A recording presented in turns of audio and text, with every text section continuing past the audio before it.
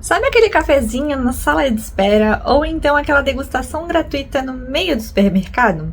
Pois então, é pura estratégia para nos conquistar pela barriga. Seja muito bem-vindo ao terceiro episódio da série Marketing Sensorial. E hoje a gente vai explorar algo que é um pouquinho mais especial, que é o nosso sentido gustativo, nosso querido paladar, aquele que nos dá um dos maiores prazeres da vida: comer. Brincadeiras à parte, vamos falar como que esse sentido se encaixa aí na nossa estratégia de marketing?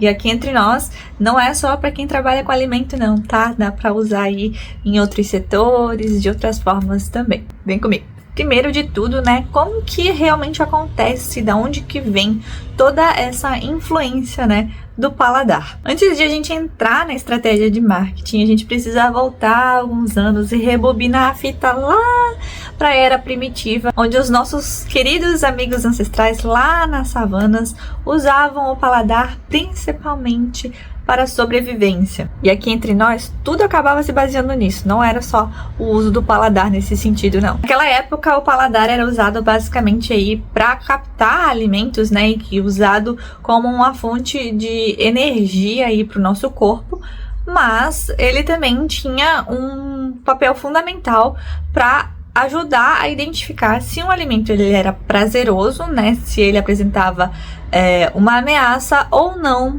pra gente, né? Então, para identificar se aquele alimento era seguro, digamos assim, para que a gente pudesse realmente se alimentar dele. E não só para saber se o alimento era venenoso ou não, né? Que isso também foi se aprendendo com o tempo, né?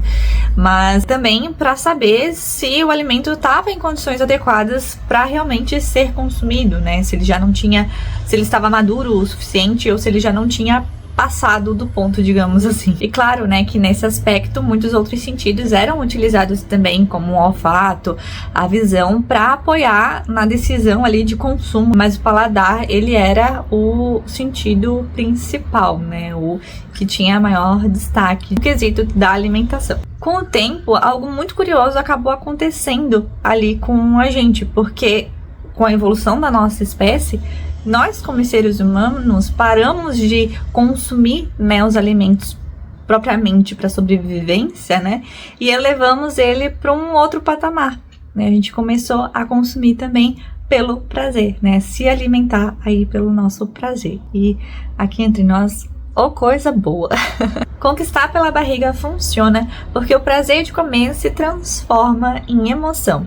E a emoção é a ponte mais direta para a gente criar uma conexão humana. E se tem prazer envolvido, é muito mais fácil de a gente conquistar quem está ali do outro lado. Esse é um ponto-chave, principalmente quando a gente fala de memória emocional. Porque quando tem uma emoção envolvida, se torna uma memória muito mais duradoura. Então, como que funciona, né, a aplicação do componente, né, do sentido gustativo nas nossas estratégias de marketing? Primeiro de tudo, a gente precisa entender que existem 5 sensações gustativas diferentes, sendo elas o salgado, o doce, o ácido, o amargo e o umami, que é o agridoce. Quando a gente vai aplicar o sentido do paladar dentro da nossa estratégia de marketing, a gente precisa estar atento a essas sensações gustativas diferentes.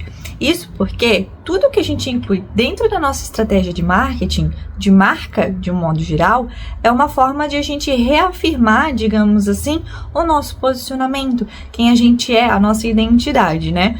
Então, a gente precisa cuidar para que todos os pontos estejam alinhados e estejam em sintonia, né? Para que realmente não saia uma mensagem errada aí no meio do caminho. Até porque, por exemplo, se a minha abordagem é um pouco mais fit, não adianta eu dar de brinde para o meu cliente, né? Ou para quem eu tô tentando prospectar, digamos ali, dar um chocolate muito doce, porque isso não vai condizer com o que eu carrego de mensagem, com as minhas crenças e com os meus valores de marca que estão ali dentro do meu negócio.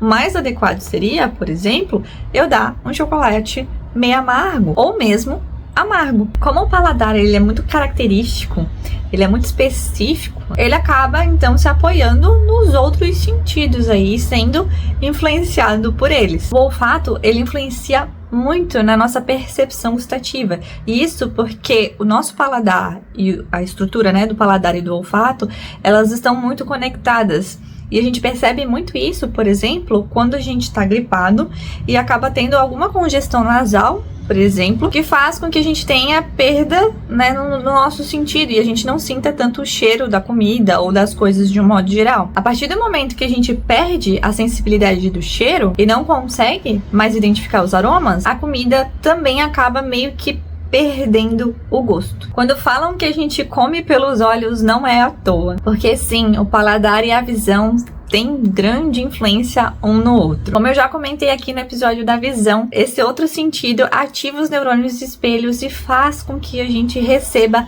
melhor aquela informação. Então, quando a gente vê alguém comendo, ou mesmo a gente vê um prato de comida, a gente já se imagina ali degustando aquele alimento também. E claro, acaba desencadeando aí outras coisas no nosso organismo, como, por exemplo, o nosso salivar. Mas para isso, alinhar o sentido da visão junto, né, com o sentido gustativo tem que ser estratégico, porque tem que passar uma ideia de harmonia, de organização, que realmente instigue, que seja apetitoso, digamos assim, porque ninguém quer comer um prato bagunçado, né? Ninguém se imagina comendo um prato bagunçado ou se delicia, né, em ver um prato de comida bagunçado. Em geral, são alimentos que combinam, são alimentos que aquecem ou que nos chamam a atenção de alguma forma. Além disso, através da visão, o nosso cérebro acaba fazendo associações muito rapidamente. E ao passo que a gente vai repetindo essa informação, essas associações ficam cada vez mais automatizadas, né? Fica cada vez mais realmente registrado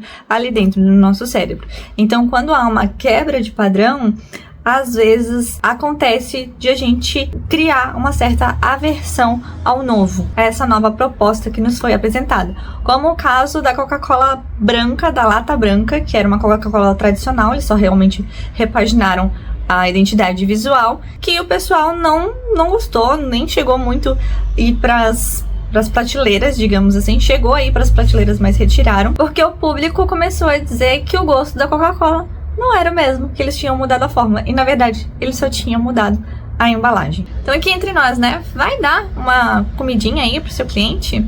Capricha, dá uma coisinha bonitinha, agrada ele.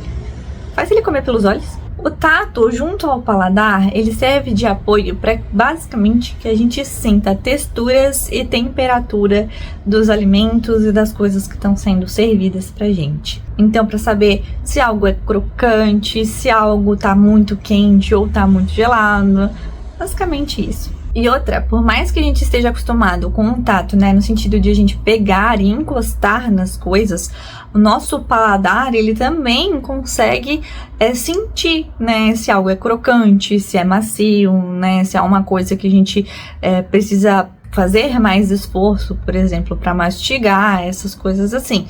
Então ele também tem essa sensibilidade. E por incrível que pareça, a audição também tem um papel fundamental quando a gente vai falar de alinhar efeitos sonoros, digamos assim, com a alimentação, né, com o paladar. Isso porque é extremamente prazeroso, por exemplo, a gente ouvir o barulhinho daquele gás quando a gente vai abrir uma Coca-Cola ou uma latinha de cerveja, por exemplo.